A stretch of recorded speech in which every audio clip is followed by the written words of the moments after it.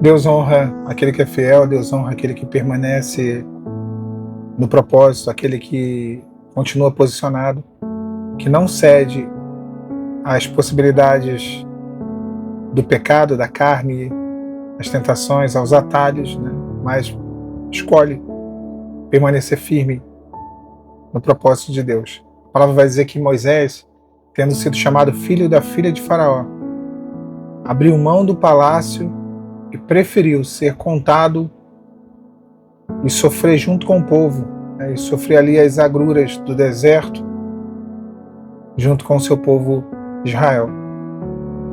Deus, ele honra quando nos posicionamos, quando vivemos uma vida de escolhas que buscam o propósito dele, que buscam a vontade dele.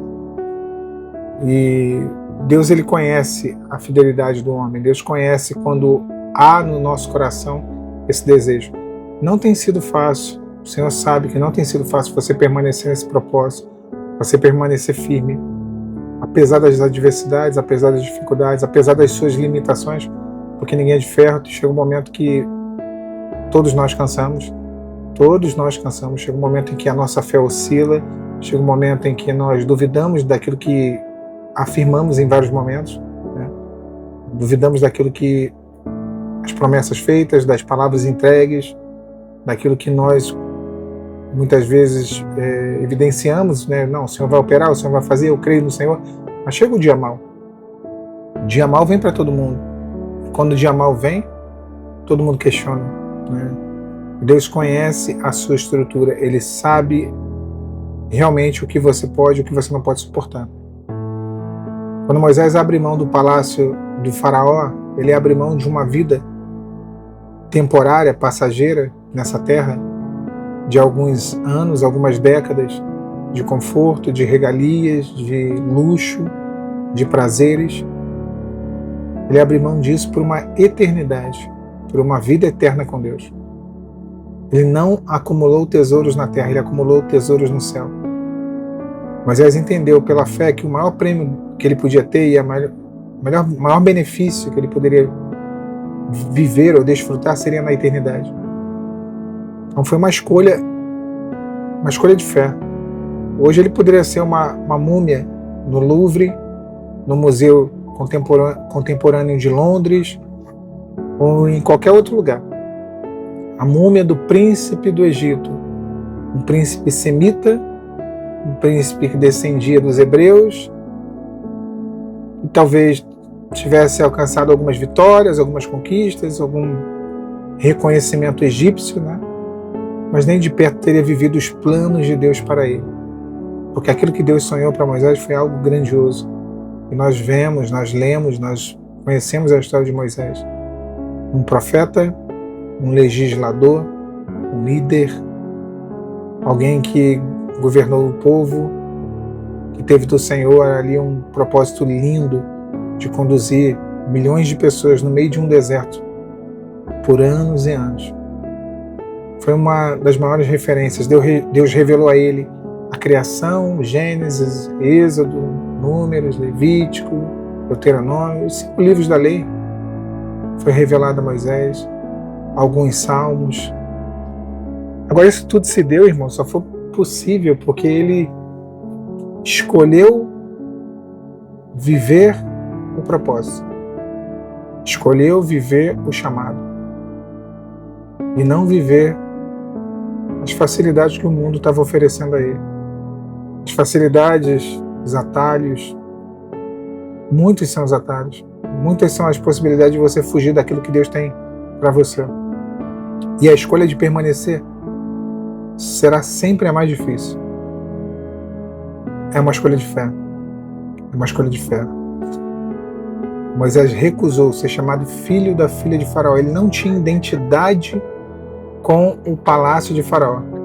A identidade dele era com o povo de Israel, com o Deus de Israel. E ele abriu mão dos benefícios, dos prazeres, das riquezas. Hoje, irmãos, eu vejo isso. Até estava ouvindo a experiência de um irmão que ele Ele era executivo de uma multinacional e ele foi chamado, foi ordenado a pastor. E uma escolha de fé, tá? Ele foi ordenado e poucos anos depois, pouco tempo, 2 anos depois, o Senhor falou para ele assim: olha, eu quero o holocausto da sua parte, eu quero a oferta completa. E ele não entendia. E chegou o momento que o Senhor falou para ele: olha, eu quero que você seja pastor integral. E como assim você vai ser pastor integral ganhando um salário de mais de 40 mil reais, uma vida extremamente confortável, numa multinacional, cheio de benefícios? Eu estou aqui resumindo muito a história. Pela fé, aquele homem abriu mão do trabalho dele, pediu demissão, comunicou ao seu chefe. Ele virou um exemplo até para muitos ali no seu trabalho. Anos depois alguns vieram procurá-lo, falaram que aquela atitude dele serviu como um exemplo de fé. Eu sei que parece loucura, e eu sei que nem todo mundo vai entender, e eu sei que vai ter alguns que vão dizer: olha, sabedoria. Acho que a sabedoria consiste em obedecer à voz de Deus. E ele passou a exercer o ministério de maneira integral. E o Senhor e o Senhor é provisão sobre a vida daquele homem, sobre a família daquele homem. Deus proveu os meios, os recursos. Isso é viver de fé. Alguém vai dizer no meio da multidão: mas o justo viverá pela fé. Nós não temos como ressignificar esse versículo. Nós não temos como amenizar, eu poderia dizer, esse versículo. Não, olha, o justo viverá de fé, mas espera lá, eu tenho que fazer isso, eu tenho que fazer aquilo. Temos que fazer as obras da fé. O justo viverá pela fé. Moisés entendeu que a vida dele seria um conto breve. O salmista diz: Senhor, o que é a nossa vida? É como a relva que cedo floresce, mas à tarde murcha e perece. E aí o salmista diz: Senhor, me ensina a contar os meus dias, para que um sábio coração eu possa ter. Porque quando você chega a esse nível, você transcende dessa questão material, e não que a gente não precise, eu não estou sendo aqui hipócrita, eu tenho um monte de necessidades, eu preciso, eu oro por elas, eu busco, e é isso mesmo, e é bênção, não tem dificuldade nenhuma. Só que quando nós entendemos que não são as nossas prioridades,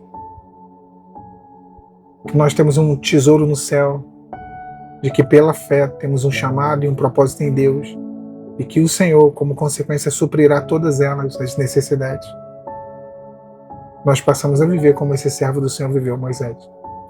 Escolheu abrir mão daquilo que humanamente era melhor para viver aquilo que espiritualmente era melhor.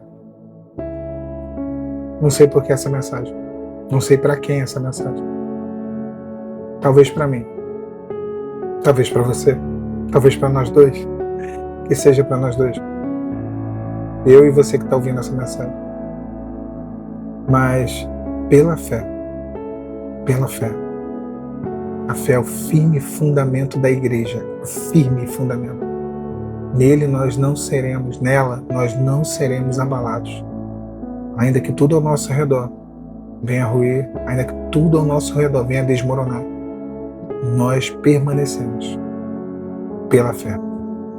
Deus abençoe vocês nessa noite de quinta-feira, 25 de dezembro de 2025. Paz, Senhor. Tchau, tchau.